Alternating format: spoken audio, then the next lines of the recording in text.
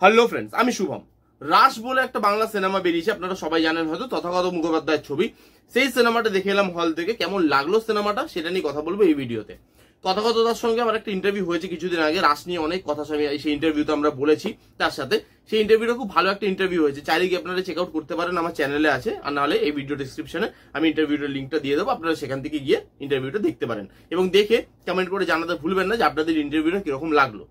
এবার এই সিনেমাটায় আসি, পজিটিভ দিক নেগেটিভ দিকে আসার আগে গল্পটা আপনাদেরকে একটুখানি বলে দিই। বিক্রম তার মা বাবার সঙ্গে গ্রামের বাড়িতে থাকে, একটা যৌথ পরিবারে। তার মা মারা যাওয়ার পর তার বাবা তার হাত ধরে কলকাতায় তাকে নিয়ে চলে আসে এবং সে গ্রামের বাড়ির থেকে আলাদা হয়ে যায়। সে আস্তে আস্তে বড় হয়ে ওঠে, নিজের পায়ে দাঁড়ায় এবং এখন সে ভাবছে যে সে আবার তার ছেলেবেলায় ফিরে যাবে, সে আবার গ্রামের বাড়িতে ফেরত আসবে। সে আসছে এবং সেই আশাটা নিয়ে, তার ফেরত আসাটা নিয়ে অনেকে খুশি, আবার অনেকে খুশিও নয়। তার ফিরে আসাটাকে ঘিরে কি কি জিনিসপত্র সেই বাড়িতে হচ্ছে এবং এই গল্পটার সঙ্গে রাস উৎসবটা কিভাবে জড়িত, এই সবকিছু জানতে গেলে আপনাকে হলে গিয়ে রাস বলে সিনেমাটা দেখতে হবে। এইবার যদি এর পজিটিভ দিক আর নেগেটিভ দিক নিয়ে কথা বলি, দেখুন তার আগে আমি একটা কথা বলতে চাই। একটা জিনিস দেখে সত্যি খুব ভালো লাগছে যে বাংলাতে না অনেক ধরনের সিনেমা হচ্ছে। একটা টাইমে খালি থ্রিলার সিনেমা হতো, তারপরে সেটা কেটে গিয়ে আবার একটা টাইমে পরপর ফ্যামিলি ড্রামা হতো। কিন্তু এখন যেটা দেখতে পাচ্ছি, বাংলাতে অনেক ধরনের সিনেমা হচ্ছে। থ্রিলার সিনেমাও হচ্ছে, এখানে কমেডি সিনেমাও হচ্ছে, এখানে বাচ্চাদের নিয়ে সিনেমাও হচ্ছে, এখানে আবার ফ্যামিলি ড্রামাও হচ্ছে। আবার ফ্যামিলি ড্রামা মানে এরকম নয় যে চার দেওয়ালের ছবি, যেটা হতো মাঝখানে, যেটা দেখতে দেখতে লোকের একঘেয়ে হয়ে গেছিল যে ফ্যামিলি ড্রামা মানে চার দেওয়ালের ছবি। তো সেই চার দেওয়াল থেকে বেরিয়ে অনেকে ফ্যামিলি ড্রামা করার চেষ্টা করছে এবং এই সিনেমাটাও কিন্তু সেই গ্রুপের মধ্যেই পড়ে। এখানেও এটা একটা ফ্যামিলি ড্রামা, কিন্তু এই সিনেমাটাকে না চার দেওয়ালের বাইরে বার করা হয়েছে। এবং প্রথম পজিটিভ দিক, এই গল্পটা গ্রামে বেসড, রাস উৎসব, সেই উৎসবটাকে ঘিরে একটা গল্প, একটা যৌথ পরিবারের গল্প, একজনের ফিরে যাওয়ার গল্প ছোটবেলায়। এবার সেই গল্পটায় গ্রামটাকে যেভাবে দেখানো হয়েছে সেটা কিন্তু খুব ভালো। গ্রামটা খালি গ্রাম নয়, গ্রামে গল্পটার একটা ক্যারেক্টার, এবং গ্রামটাকে যেভাবে এক্সপ্লোর করা হয়েছে, সেখানে উৎসবটাকে যেখানে দেখানো, মানে যেভাবে দেখানো হয়েছে, গ্রামের পরিবেশটা, গ্রামের মানুষজন, সেখানে একটা যৌথ পরিবার এখনো কিভাবে রীতিনীতি নিয়ে আছে, সেই জিনিসগুলোকে যেভাবে দেখানো হয়েছে সেটা কিন্তু সত্যিই ভালো। এই সিনেমাটার থেকে অনবরত আপনি একটা মাটির গন্ধ পাবেন, সেটা কিন্তু বেশ ভালো। এখানে গ্রামটাকে যেভাবে দেখানো হয়েছে সেটা ভালো, গ্রামটাকে যেভাবে ক্যাপচার করা হয়েছে সেটা কিন্তু বেশ ভালো লাগে। এবং ওখানে না গ্রামটাকে ক্যাপচার করতে করতে কিছু ভালো ভালো মোমেন্টস তৈরি হয়, সেটা কিন্তু আপনার বেশ দেখতে ভালো লাগবে এবং সেই মোমেন্টস গুলো আপনার কিন্তু কোথাও গিয়ে মনে থেকে যাবে। ওই ছোট ছোট মোমেন্টস কিছু কিছু জায়গায়, সেগুলো কিন্তু মানে মুভিটা আপনাকে প্রোভাইড করতে পারে। তার সঙ্গে এখানে পারফরমেন্সেস, এখানে অনেকেই আছে যারা যারা খুব ভালো পারফরমেন্স দিয়েছে। যার নামে আমি প্রথমে করতে চাইবো সেটা যে অনুসুয়া ম্যাম। ভাই মানে উনি না, মানে কি বলবো, মানে যে লেভেলের অ্যাক্টিং ডেলিভার করে, যে লেভেলের পারফরমেন্স দেয়, ওই লেভেলটাকে ম্যাচ করা খুব কঠিন। মানে সেখানে বিক্রম বলি, মানে দেবলীনা দি বলি, এরা যে ম্যাচ করানোর চেষ্টা করেছে সেটাই অনেক, এবং তাদের পারফরমেন্সও বেশ ভালো। অনুসুয়া ম্যাম এই পুরো সিনেমাটার না অ্যাক্টিং এর ব্যাকবোন। তিনি যে অ্যাক্টিং করেছে, তার প্রত্যেকটা ফেসিয়াল এক্সপ্রেশন, তার প্রত্যেকটা জেস্টার, সেটা এতটা ভালো, এতটা মিষ্টি যে আপনি না ওই অ্যাক্টিংটা হারিয়ে যাবেন। আপনার মনে হবে যে আমি বসে খালি কথা শুনি, এই এত ভালো অ্যাক্টিং করেছে এখানে।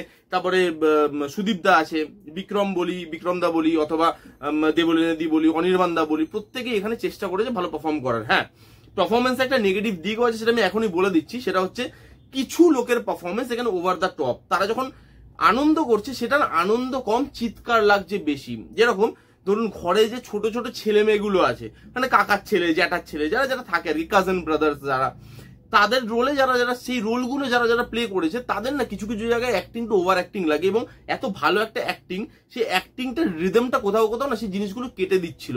তাদের আনন্দ করা, সেটা আপনার কিছু কিছু জায়গায় মনে হবে কি তারা খালি চিৎকার করছে, আনন্দটা কম করছে।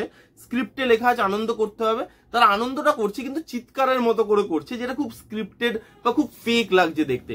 সেই একটা অ্যাক্টিং এর নেগেটিভ দিক আছে। বাকি মোটামুটি সবাই অ্যাক্টিং ভালো করেছে, যারা সিনিয়র অ্যাক্টর ছিল তারা খুব ভালো সামলেছে সেই জায়গাটাকে। এইখানে না, এখানে রোম্যান্টিক যে অ্যাঙ্গেলটা সেটা ভালোভাবে ওয়ার্ক করে। এখানে বিক্রম দা এবং দেবলীনা দির যে রোম্যান্সটা, যে পেয়ারটা, ওটা অনস্ক্রিন যে কেমিস্ট্রি, সেই অনস্ক্রিন কেমিস্ট্রিটা কিন্তু দেখতে ভালো লাগে, ওয়ার্ক করে আমার জন্য। সেখানে কিছু মিষ্টি মিষ্টি জায়গা আছে, কিছু এমন মোমেন্টস উঠে আসে, সেই জায়গাগুলো কিন্তু বেশ ভালো। এবং এই যে শহরের মানুষ কতটা দমবন্ধ অবস্থায় থাকে, বা গ্রামে এখন এই সরলতাটা গ্রামে আছে, শহর থেকে সেই মানে সরলতাটা অনেকটা দূরে চলে গেছে, কিন্তু গ্রামে সেই সরলতাটা এখনো আছে।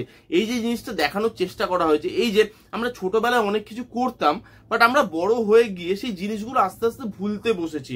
এই যে স্কুলের বাইরে কত ছোট ছোট খাবার পাওয়া যেত, হ্যাঁ, মানে কত এরকম ছোট ছোট জিনিস করতাম যেগুলো হয়তো এখনকার দিনে আমরা চোখেই দেখি না। এখন এত ব্যস্ততার মধ্যে মানুষ চলে গেছে যে সেই মোমেন্টস গুলো আরেকবার যদি মানুষকে ফিরিয়ে দেওয়া যায় সেটা কিন্তু ভালোই হবে, এবং সেই এই মুভিটা সেটাই করার চেষ্টা করেছে এবং অনেকটা জায়গায় কিন্তু এই মুভিটা সফলও হয়। এবং এই সিনেমার বিজিএম না অনবদ্য, বিজিএমটা শুনলে আপনার মনে হবে আপনি যেন গ্রামেই বসে সিনেমাটা দেখছেন। বিজিএমটা এভাবেই তৈরি করা এবং বিজিএমটা আউটস্ট্যান্ডিং ভাবে ওয়ার্ক করে।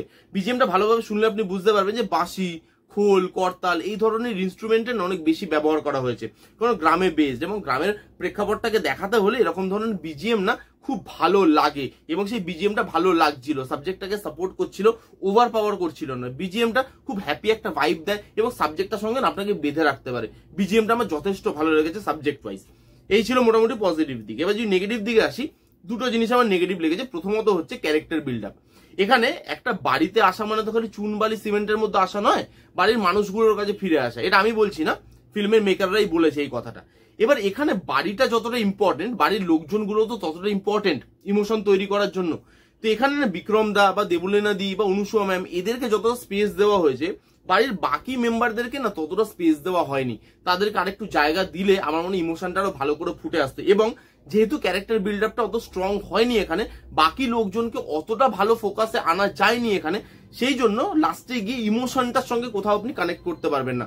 লাস্টে গিয়ে কানেক্ট হয়, মানে বাকিদের পারফরমেন্সের জন্য হয়তো কানেক্ট একটু হয়ে যাবে, কিন্তু যতটা বেশি ইমোশনের দরকার ছিল বা যতটা বেশি ইমোশন দেওয়ার চেষ্টা করেছে মেকার্সরা ওই ক্যারেক্টার বিল্ড আপের জন্য, ইমোশনটা লাস্টে গিয়ে কোথাও কোথাও না একটু ছেড়ে যাচ্ছিল। আরো একটু ভালো ক্যারেক্টার বিল্ড আপ হলে আরো ভালোভাবে ইমোশনটা ফুটে আসতো, সিনেমাটা আরো একটা বেটার সিনেমা হতে পারতো। কিন্তু আমি বলবো খুব ভালো একটা প্রচেষ্টা, এবং আজকের দিনে এরকম ধরনের সিনেমা কিন্তু দরকার। আমরা আজকের দিনে যেখানে পুরনো সব জিনিস ভুলতে বসেছি, সেখানে এরকম একটা সিনেমা অবশ্যই আপনাকে সেই পুরনো দিনগুলোর কথা মনে কিন্তু একবার হলেও করাবে। এই ক্ষমতাটা কিন্তু রাস বলে সিনেমাটা রাখে। এই ছিল রাস বলে সিনেমাটা রিভিউ। কারা কারা দেখেছেন কমেন্ট করে জানান, যারা যারা দেখেননি সপরিবারে যান, গিয়ে দেখুন, ভালো লাগবে। এই ছিল রিভিউ। কেমন লাগলো রিভিউটা জানাতে ভুলবেন না। ভালো লাগলে please give it thumbs up, like করবেন, কমেন্ট করবেন, শেয়ার করবেন, চ্যানেলটাকে মাস্ট সাবস্ক্রাইব করবেন। দেখা হচ্ছে নেক্সট কোনো ভিডিওতে।